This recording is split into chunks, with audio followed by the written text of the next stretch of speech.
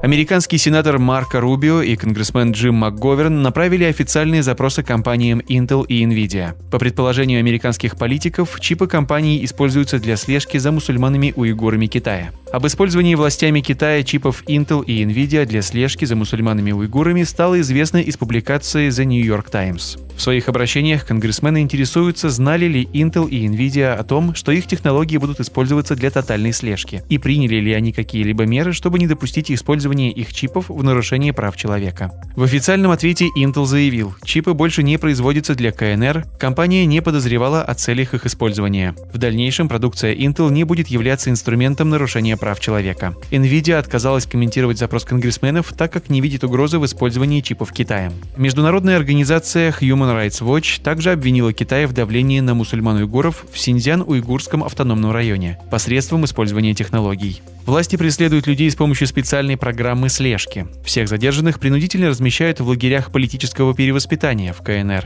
В распоряжение правозащитников попал список более чем 2000 заключенных из провинции Аксу. Во Франции задержали 5 чеченцев, которых подозревают в интернет-переписке с убийцей 47-летнего учителя Самуэля Пати под Парижем, 18-летним Абдуллахом Анзоровым. В переписке затрагивалась тема джихада, задержанным от 18 лет до 21 года. Обвинения им пока не предъявили. Дело об убийстве под Парижем учителя Самуэля Пати на стадии расследования. На данный момент следователи проверяют 14 человек, среди них 5 школьников. 47-летний Самуэль Пати был убит 16 октября. Незадолго до этого на уроках по теме свободы слова он показывал карикатуры журнала «Шарли Эбдо» на пророка Мухаммада, мир ему. Его обезглавил 18-летний Абдуллах Анзоров, застреленный полицией при задержании. 6 декабря Анзорова похоронили в Урус-Мартановском районе Чечни. Президент Эммануэль Макрон, назвавший убийство учителя исламистским терактом, заявлял, что Франция не откажется от принципов светского государства и свободы слова. Правительство Франции приняло законопроект, который подвергся критике за нацеливание на ислам и мусульман. Теперь в стране усилят контроль над финансированием мечетей, мусульманскими объединениями и приезд религиозных деятелей из-за границы. Законопроект состоит из 54 статей, которые в том числе регламентируют условия выдачи имамам квалификационного сертификата для проведения богослужений. В международной организации ООН обеспокоены тем, что законопроект может предоставить властям Франции полномочия по сбору данных и слежке за мусульманами. Правительство Франции также предлагает создать концентрационные лагеря для мусульман, подозреваемых в радикализме. Автор провокации – Гильом Пельтье, вице-президент Республиканской партии и бывший член Российской партии Национального фронта. Свою позицию политик обосновывает тем, что у спецслужб нет возможности ежедневно отслеживать подозреваемых в радикализме, поэтому целесообразно собирать таких граждан в специальных концлагерях. Многие правозащитники резко отреагировали на данный шаг, заявив, что радикализация не определяется французским законодательством, а новый законопроект объявили фашистским, являющийся результатом антиисламской политики Макрона.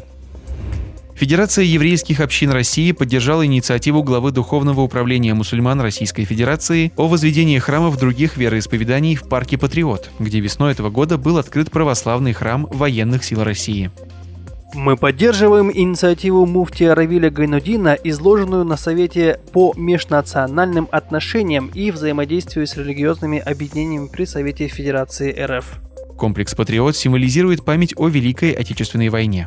Важность возведения мечети в парке «Патриот» в столичном регионе заключается не в необходимости особого храма для военных мусульман. Для российского общества, нашего гражданского самосознания и солидарности огромное значение имеет общность и неделимость победы в Великой Отечественной войне для всех регионов нашей России и всех ее религиозных общин. Равиль Гайнуддин подчеркнул, что строительство различных культовых сооружений поспособствует росту национальной и религиозной идентичности у молодежи страны. По мнению муфтия, это также станет удачной профилактикой экстремизма и ксенофобии.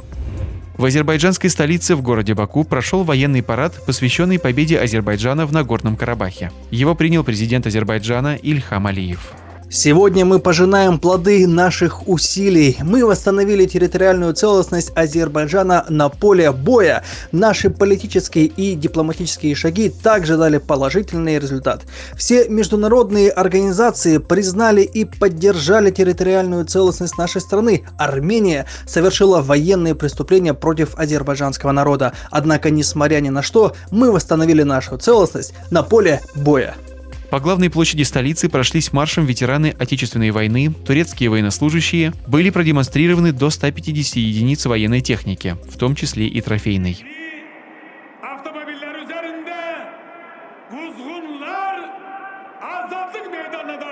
На парад специально приехал президент Турции Реджеп Таип Эрдоган. В своем выступлении он отметил, что Турция и далее будет поддерживать братский Азербайджан.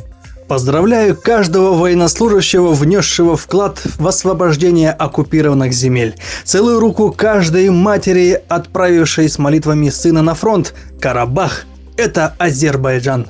Тем временем в Ереване у здания правительства Армении, где демонстранты проводят акцию протеста с требованием отставки премьер-министра страны Никола Пашиняна, начались стычки с полицией. Договоренности Азербайджана, Армении и России о прекращении огня в Карабахе начали действовать ровно месяц назад, 10 ноября.